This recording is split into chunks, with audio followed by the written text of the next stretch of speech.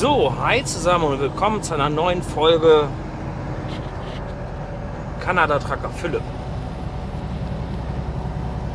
Ich habe im letzten Video erzählt, dass ich zu meiner ersten Aufladestelle fahre. Da habe ich, glaube ich, getankt, ne? Ja, genau, da habe ich getankt. Da bin ich dann hingefahren. Leider war der Aufladetermin erst um 8 Uhr heute Morgen.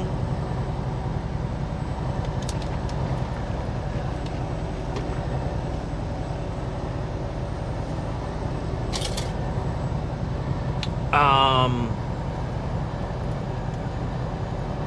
bin ich um 7:30 rein und habe dann gesagt, Jungs, ich möchte was abholen. Ja, fahr mal an Rampe A. Ja, waren Buchstaben diesmal. Bin ich an Rampe A gefahren und habe da eine Stunde gewartet, bis die dann geladen haben. Denke mir so, fängt das schon mal gut an. Denn ich habe 4 Aufladestellen heute gehabt. Alle um Toronto herum oder in Toronto so. Ja, und dann bin ich dann von da aus zur nächsten Ladestelle gefahren. Leider kann ich die Ladestellen nicht filmen, weil das ein Deal mit meiner Firma ist. Ich würde euch ja ganz gerne noch mehr zeigen, aber das geht gerade mit der Firma nicht. Aber gut, das wird sich vielleicht auch irgendwann ändern. Da bin ich dann hingefahren und dann sagte die im Büro, die Frau hat dann gesagt, fahr mal an Rampe 5. Ja gut, alles klar. Gucke ich, wo Rampe 5 ist. Und Rampe 5 waren, also die ersten 10 Rampen oder was, waren überdacht. Da musste man dann so reinfahren, rückwärts. Und diese Ladestelle, ich weiß nicht, wer das baut. Vielleicht blende ich ein Foto ein. Auf jeden Fall ist es so, da musste man mit dem Trailer über den rechten Spiegel links reinfahren. Und da musste man ausholen, weil da stand vor mir, oder hier stand eine Wand, ne, wo die Halle oder diese Überdachung zu Ende war. Da musste ich quasi so rückwärts reinfahren, mit dem Trailer schräg. Und als ich mit der Zugmaschine an der Wand vorbei war, musste ich ganz stark einschlagen, damit der Trailer sich noch ein bisschen gerade zieht. Also rückwärts rein, so mit der Zugmaschine dann schräg, dass ich dann mit dem Trailer fast gerade stand und dann die Zugmaschine auch noch gerade. Es war also ein bisschen,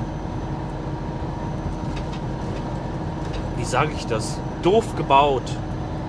Also der das gebaut hat, der hatte sich nicht viel Gedanken gemacht um die Trucker, die da reinfahren müssen. Egal. Dann bin ich zur dritten Ladestelle gefahren, reingefahren, jo, Rampe 44, okay, an die Rampe gefahren, mich dahingestellt, ging auch alles schnell, 5 Minuten, 10 Minuten war dann alles fertig. Denke mir so, geil.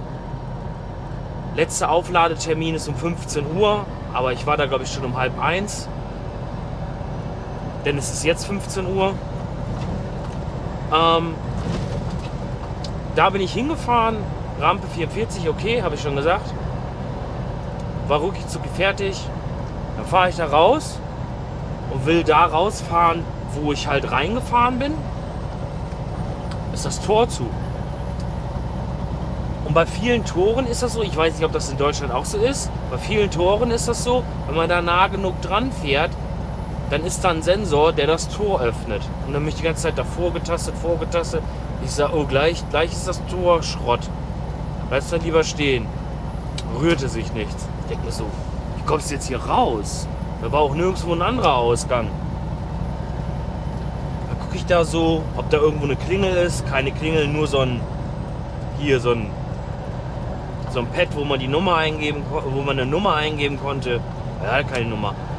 Da habe ich da Papiere geguckt, ob da irgendwo eine Nummer draufsteht. Weil bei manchen Firmen kriegst du so einen Code, tippst den ein und dann kannst du rausfahren. Auch nicht. Gut. Dann bin ich die 200 Meter rückwärts gefahren bis zu dem Büro wieder. Bin dann da rein. Ich sag, wie komme ich denn hier raus? Guckt sie mich an. Wie du willst. Du kannst nicht raus? Ich sag, nein, das Tor ist zu. Ja, ich kann das von hier auch nicht aufmachen, sagt sie. Ich sag, was mache ich denn jetzt? Ja, du musst einen Code haben. Wo kriege ich den? Von mir. Dann gib mir doch den Code. Dann hat sie mir einen Code gegeben, bin ich da raus. Also diese Aktion hat länger gedauert als das Laden. Dann bin ich wieder zum Tor gefahren, will gerade aussteigen, kommt dann ein anderer, der rein wollte, der gibt auch einen Code ein. Dann öffnet sich das Tor. Da musste ich wieder zurückfahren, warten bis der Typ reingefahren ist und dann konnte ich rausfahren. Gut, das ging noch gut.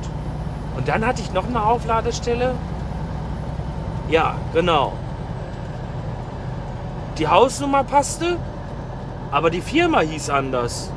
Ich denke mir so, bist du jetzt hier richtig? Bin ich da reingegangen, standen überall, also ich habe Alkohol geladen, stand überall Alkohol und ich denke so, ja, Alkohol musste laden, dann wird das wohl hier auch sein. Ja, dann bin ich dann da zur Annahme gegangen. Und da war da ein hochgradig beschäftigter junger Typ, der war am Telefonieren, guckte mich an und guckte weg, telefonierte, dann hörte er auf zu telefonieren, dann gab er was am Computer ein, er ignorierte mich. Ich denke so, hä? Ich sag, hi. Ja, warte gerade, ich bin gerade beschäftigt. Gut, alles klar. Dann kriegte er den nächsten Anruf, dann rannte er in der Halle rum, sagte irgendwas zu anderen Leuten und ich stand da 10 Minuten, Viertelstunde. Auf einmal kommt dann ein anderer Typ rein und sagt so, ey, was wolltest du? Ich wollte erst mal fragen, ob das die richtige Firma ist. Habe ich denen den Firmennamen gesagt? Wusste nichts mit anzufangen. Was musst du denn laden? Ich sag, Alkohol. Ja, dann bist du hier richtig. Ja, okay. Hast du die Pickup-Number? Habe ich ihm die Pickup-Number gegeben? Ja, das musst du hier laden. Gut, alles klar. Rampe 12. Ich sag, gut, alles klar. Ich sag, kriege ich denn, wenn du gleich fertig bist, muss ich dann wieder hier reinkommen und meine Papiere holen oder kommst du zum Truck? Weil es ist ja immer verschieden. Was? Ich fahre ja jetzt an Rampe 12 dran. Ja, genau, habe ich doch gesagt. Okay. Und wenn du fertig mit Laden bist, muss ich dann hier reinkommen und die Papiere holen? Ja, Rampe 12. Komm, vergiss es. Geh in den Truck, das wird sich schon klären. Dann bin ich mit dem Truck an die Rampe gefahren, habe halt gewartet, dauerte 10 Minuten, dann war der fertig, kam zum Truck. Hier ist deine Papiere. Ja, okay, alles klar, dankeschön. Jetzt ist die Kamera ausgegangen und der Akku ist nicht leer. Philipp und Kameras. Schrecklich. Naja gut, dann habe ich da auch noch geladen, hab die Türen zugemacht, hab dann eine Blombe dran gehangen, die habe ich nicht gekriegt, ich habe dann eine von meinen genommen. Und jetzt bin ich auf dem Weg, der Trailer geht direkt zur Insel, das heißt, ich fahre jetzt direkt zur Insel. Es ist jetzt wie gesagt 3 Uhr nachmittags und ich habe jetzt noch 1578 Kilometer vor mir. Ich habe noch 9 Stunden und 4 Minuten Restfahrzeit. Ich habe mir schon überlegt, wo ich mich hinstelle. Dann werde ich eine verkürzte Pausenzeit machen. Und dann werde ich morgen noch so 700, 800 Kilometer haben. Und dann werde ich halt früh starten. Dann bin ich morgen Nachmittag, Freitagnachmittag zu Hause. Ich finde das gut, dass ich direkt zur Insel fahre, weil das mit Toronto, das hat echt schon viel Zeit gekostet, ne? Also diese 4 Aufladestellen haben 2 Stunden 15 Minuten Restfahrzeit. 2 Stunden 15 Minuten Fahrzeit gekostet und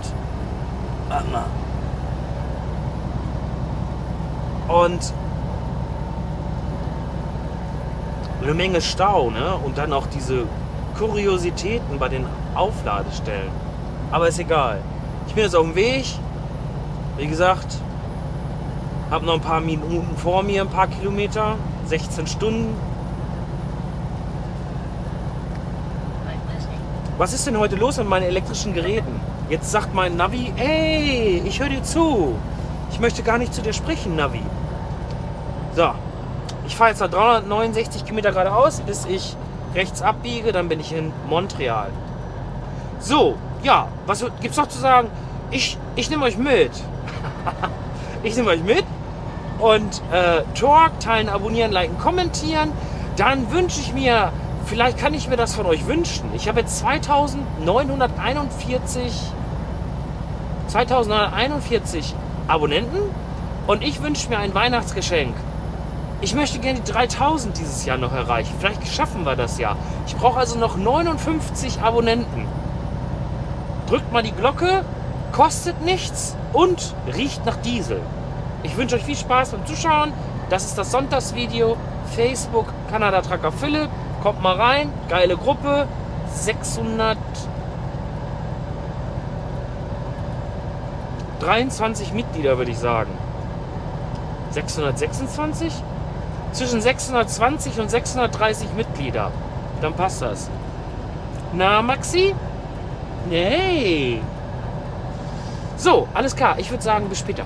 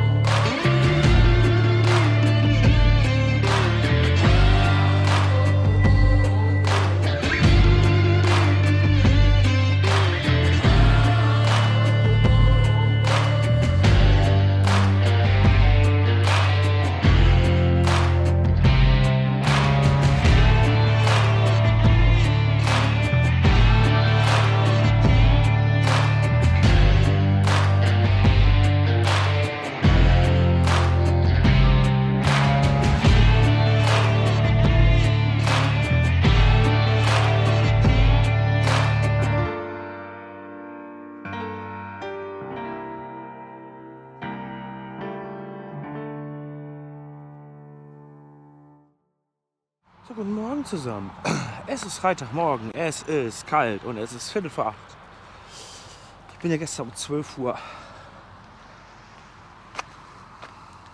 12 Uhr? Ah ja, genau. Ich komme gerade durcheinander. Ja, ich bin ja gestern um Mitternacht angehalten. Ich habe gerade überlegt, da stand doch 12:47 Uhr, als ich angehalten habe. Aber das war die Zeit für die East Coast, ne? Also für die Maritimes, für zu Hause. Zu Hause war es eine Stunde später. Ja, ich hatte gestern einen erfolgreichen Tag gehabt. Also Toronto ist ja schon immer sehr, sehr viel Stau. Aber das wisst ihr ja schon, ne? Habe ich schon mal öfters von geredet. Ne, es gibt nicht umsonst den Spruch, wie lange dauert es von Toronto bis nach Toronto? 1 Stunde. Und das ist wirklich so. Aber egal, gestern ging es. Also ich habe gestern 4 Auflader gehabt, habe ich ja eben erzählt. Und dann bin ich noch 1127 Kilometer gefahren. Also das war relativ cool. Also ein erfolgreicher Tag. 4 Auflader und 1127 Kilometer, ja. Dementsprechend bin ich gestern auch mich hingestellt, habe Licht ausgemacht, puff, ins Bett. Also erst noch Zähne geputzt hier, ne? Und dann ins Bett und dann lecker geschlafen. So, jetzt habe ich noch 720 Kilometer vor mir. Das ist auch ganz gut so, dass ich mir das so zurechtgelegt habe. Ach ja, ich bin übrigens auf dem Parkplatz, wo ich vor 2, 3 Wochen gefilmt habe. Hier war ja vor ein paar Wochen noch nichts. Wilde Natur. Jetzt hier Parkplatz. Da steht auch noch einer von uns. So, was auch immer. Also, 27 Kilometer, 8 Stunden bin ich zu Hause. Dann ist das Wochenende. Dann ist es irgendwie, ja, wie gesagt, kurz vor 8. Bis kurz vor 5, ne? Dann mit der Stunde Zeitverschiebung. Weil in 70, 80 Kilometer kommt die andere Zeit.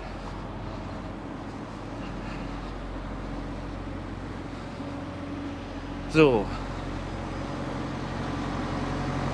Ja. Ansonsten friert mir gerade die linke Hand ab, weil ich das Bedürfnis habe, euch das zu erzählen. Aber wir legen das Handtuch jetzt in den Truck, machen die Tür zu und wechseln die Hand. Gut. Ja, ansonsten, ja, Plan ist eigentlich, dass ich Sonntag wieder rausfahre, aber eben gerade habe ich meinen Disponenten angerufen, dass der mich halt auf die Liste setzt für Sonntag und dann sagt er so, ja, ist momentan wenig los. Ich so, das habe ich schon mal gehört. ja, lass uns einfach mal überraschen, ne? Was es denn so gibt mit der Ladung. Wann wir wieder rauskommen, weiß ich nicht. Warum ist eigentlich so wenig los? In Deutschland wird die Maut erhöht oder ist ab heute erhöht. Ja, okay. Meine Apple Watch sagt mir gerade, ich soll Sport machen. Machen wir gleich. Diesel verbrennen. Neue Sportart.